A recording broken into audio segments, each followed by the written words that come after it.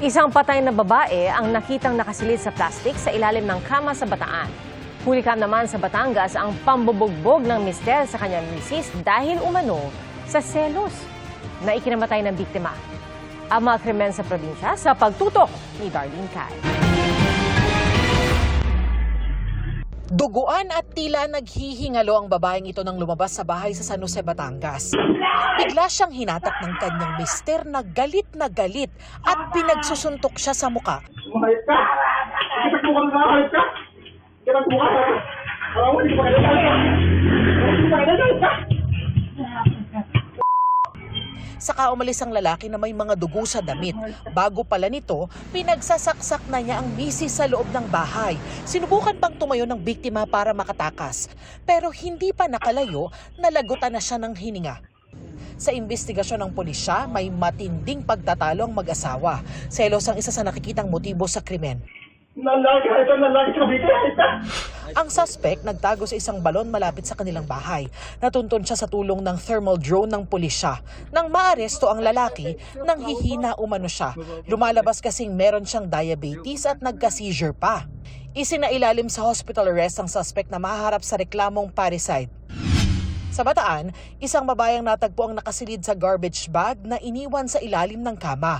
3 araw na umanong patay bago natagpuan ng mga kaanak ang biktimang 35 anyos na binigti gamit ang kawad ng kuryente. Tingin ng mga kapatid ng biktima, ang asawa niyang security guard ang may kagagawan. Naghiwalay po talaga sila dahil yung lalaki ng babae po. Ang gusto niya mangyari, magkabalikan silang mag-asawa.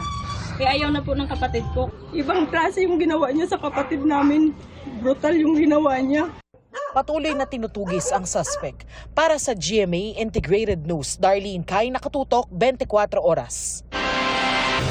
Pista ng Senyor Santo Niño ngayong weekend, isa po yan sa mga pinakaingranding pagdiriwang ang sinulog sa Cebu. Kanina daan-daang sasakyang pandagat ang lumahok sa kanilang fluvial procession.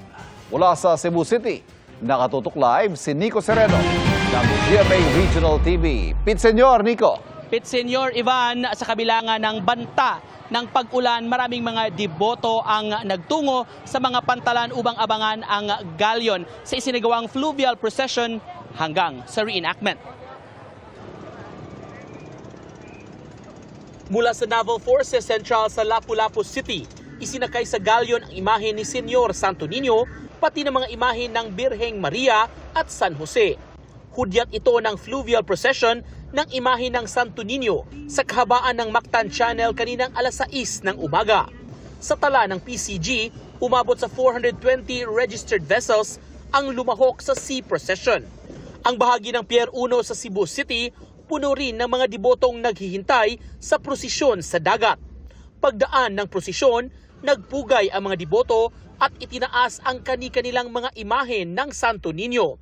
Dumaong sa pantalan ang galyon alas 8 ng umaga. Mula roon, ibinaba ang mga imahen para iprosesyon patungo sa Basilica Minore del Santo Niño. Sa dami ng mga deboto sa tabing kalsada, nagsilbing human barricade ang mga pulis at mga sundalo. Binasbasan ni Cebu Archbishop Alberto Uy at Archbishop Emeritus Jose Palma ang mga imahen at ipinagdasal ang mga biktima ng Binalio trash slide pati kanilang mga kaanak. It's my first time. I was so excited. And then I saw many people with their faith, no? Very strong, powerful. We offered masses already, especially yesterday, no? It was a day of mourning and we asked all the parishes, the priests to offer their masses for the intentions of the victims and their families, no? So we continue to hope. May buhay pa.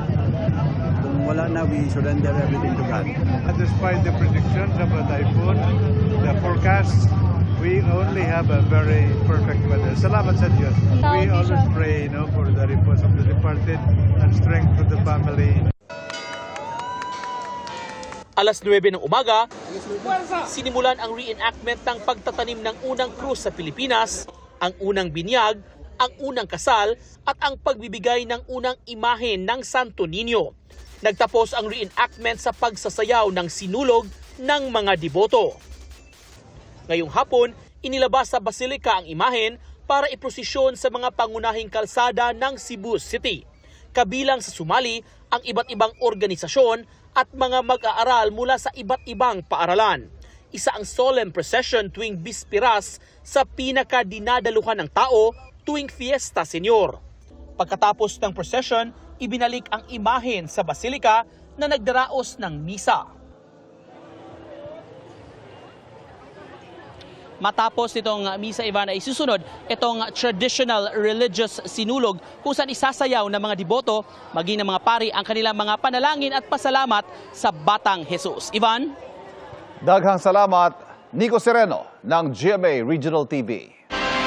Patay ang 2 taga Matnog, Sorsogon matapos matabunan ng lupa kasunod ng malakas na ulang dala ng bagyong Ada. At sa Albay naman natangay ng ulan ng lumang lahar deposits mula sa Bulkang Mayon. At mula po sa Legazpi, Albay, nakatutok live si Ian Cruz. Ian? Pia, nagdala nga ng matinding pag-ulan ang bagyong Ada dito sa Bicol Region at dito nga sa Albay ay may mga naitalang pagbaha at pagragasa ng old deposits ng lahar. At doon naman sa Sorsogon, 2 katao ang nasawi sa naganap na landslide.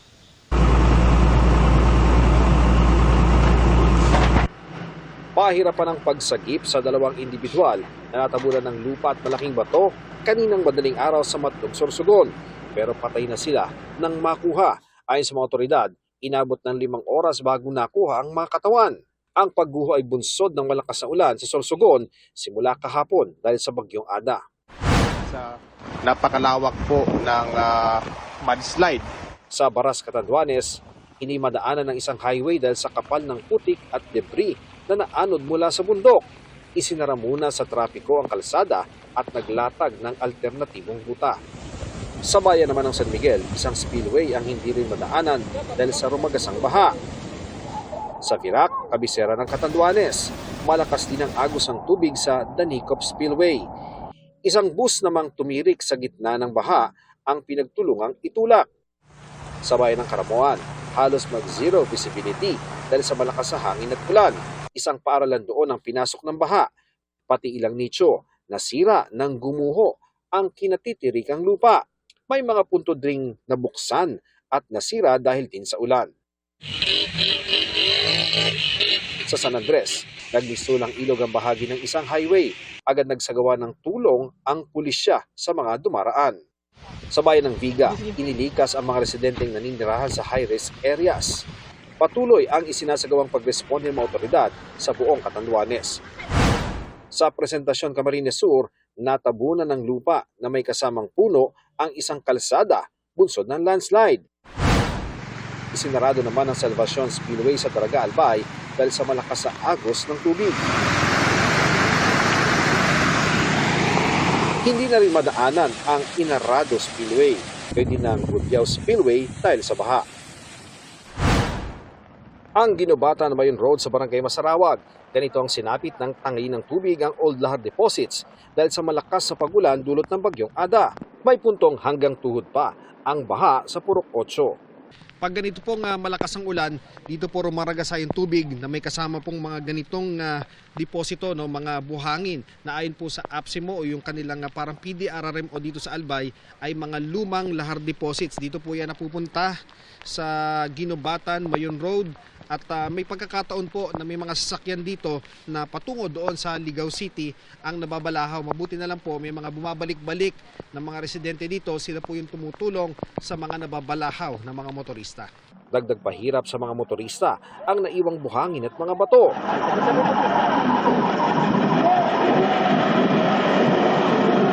Gaya ng truck na ito na napalahaw. Ipinag-utos agad ng alkalde ng Ginubatan ang clearing ng kalsada. Kita mo naman, muddy. So talagang dyan pa lang makikita mo na may kasama na po yan na lahar. Kaya pag ordinary rain na kaling dito yung natin, makita mo clear talaga siya. Ang dating daanan tungo sa Barangay Manila, nawasak na ng lahar. Pabutit nailikas na ang mga residente bago pa man ito ma-isolate. Pero ang magsasakang ito, hindi agad nakatawid. Kanina, nung malakas pa, hindi pa kami katawid kami. Kanina. Ngayon, kanina pag pinaano namin yung ba. Yung may na, tapos kami tumawid. Kanina umaga, kahit may mga pag-ulan, Tanawang bulkang Mayon sa bahagi ng Daraga at mapapansin ang pagdaloy ng uson sa dalisdis nito. Sa huling tala ng APSIMO, umaabot ng mahigit 11,000 ang inilikas sa 8 lokalidad ng Albay dahil sa bagyong Ada.